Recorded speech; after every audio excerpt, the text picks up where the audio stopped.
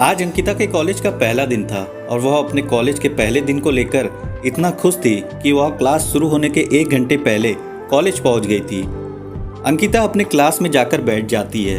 फिर धीरे धीरे सारे स्टूडेंट क्लास आते हैं।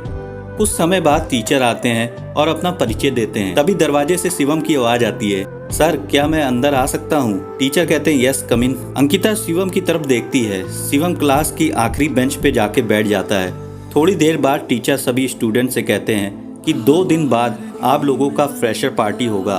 अगर कोई स्टूडेंट प्रोग्राम में भाग लेना चाहता है तो क्लास के बाद ऑफिस में जाकर अपना नाम लिखवा सकता है। शिवम ने सोचा कि क्यों ना मैं भी अपना नाम इस प्रोग्राम में लिखवा दूं। शिवम को गाने का बहुत शौक था तो उसने अपना नाम सिंगिंग लिस्ट में लिखवा दिया। 2 दिन बाद फ्रेशर पार्टी शुरू होनी थी। अंकिता भी प्रोग्राम हॉल में जाकर बैठ जाती है। थोड़ी देर बाद प्रोग्राम शुरू होता है और कुछ समय बाद शिवम की बारी आती है। शिवम घबराते हुए मंच पे जाता है और गाना गाना शुरू कर देता है। शिवम के गाना गाने की आवाज़ सुनकर सारे स्टूडेंट और टीचर उसके गाने की धुन के साथ गुनगुनाने लगते हैं। अंकिता भी शिवम के गाने को मन ही मन गुनगुनाने लगती है। अगले दिन जब अंकिता कॉलेज आती है तो वह शिवम के पास जाती है और कहती है, कल तुमने बहुत अच्छा गाया था, तुमने सिंगिंग कहाँ से सीखी? तो शिवम ने जवाब दिया, मैंने अपने दोस्त से सीखी, और इतना कहकर वहाँ से चला जाता है। अंकिता उससे और भी बातें करना चाहती थी लेकिन नहीं कर पाई। फिर उस दिन के बाद अंकिता रोज शिवम से बात करने की कोशिश करती, लेकिन शिवम केवल उसे हाँ और ना में जवाब देकर वहाँ से चला जाता, क्योंकि शिवम जानता था कि शायद अंकिता उसे पसंद करने लगी है। लेकिन शिवम उसके करीब नहीं जाना चाहता था। उसे पता था कि अंकिता बहुत अमीर है और मैं एक मिडिल क्लास का लड़का हूँ। हम दोनों के बीच प्यार नहीं हो सकता। मुझे अपनी पढ़ाई पे ध्यान देना है। अब अंकिता को कॉलेज में 2 महीने हो गए थे, लेकिन अभी भी अंकिता को शिवम से बात करने की कोशिश जारी थी। अंकिता यह जानती थी कि शिवम एक मिडिल क्लास का लड़का है।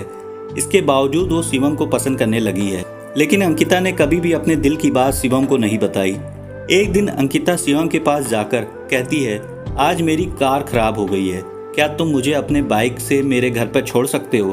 तो शिवम कहता है कि मैं तुम्हें अपनी बाइक पे बैठा सकता, अगर किसी ने देख लिया तो क्या कहेंगे? कुछ नहीं कहेंगे पागल। अंकिता कहती है, मैं कह दूंगी कि हम दोनों दोस्त हैं, तुम डरो मत। शिवम कहता है ठीक है।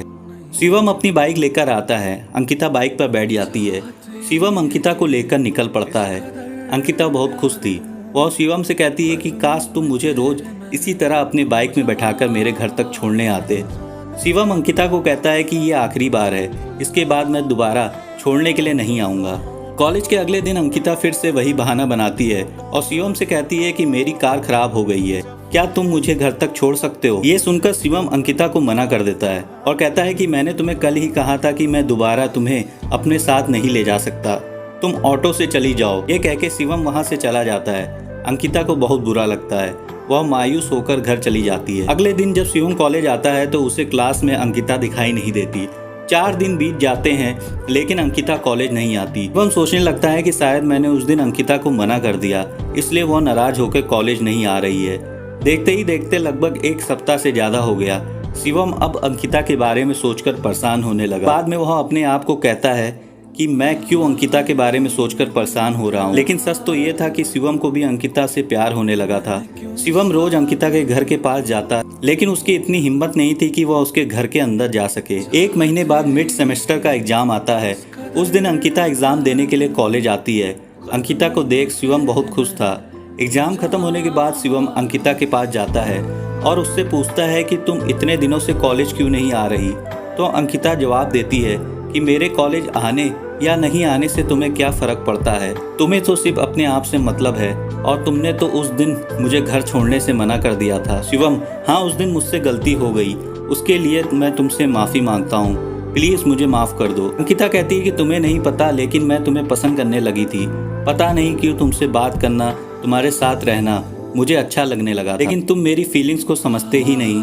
ये सब सुनकर शिवम मुस्कुराते हुए कहता है कि कौन कहता है कि मैं तुम्हारी फीलिंग्स को नहीं समझ पाता पागल, मैं तो तुम्हें चाहता हूँ, तुम मुझे बहुत पसंद हो, लेकिन कभी मेरी इतनी हिम्मत नहीं हुई कि मैं तुम्हें बता सकूं। अंकिता कहती है कि तुम सच बोल रहे हो। शिवम जवाब देता है कि मैं अपनी कसम खाकर बोल रहा हूँ, मुझे भी तुमसे प्यार हो गया। उस दिन के बाद अंकिता और शिवम एक दूसरे के हो गए।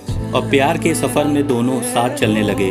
कॉलेज की पढ़ाई पूरी होने के बाद शिवम और अंकिता दोनों ने एक दूसरे से शादी कर ली और हमेशा के लिए प्यार के बंधन में बंध गए।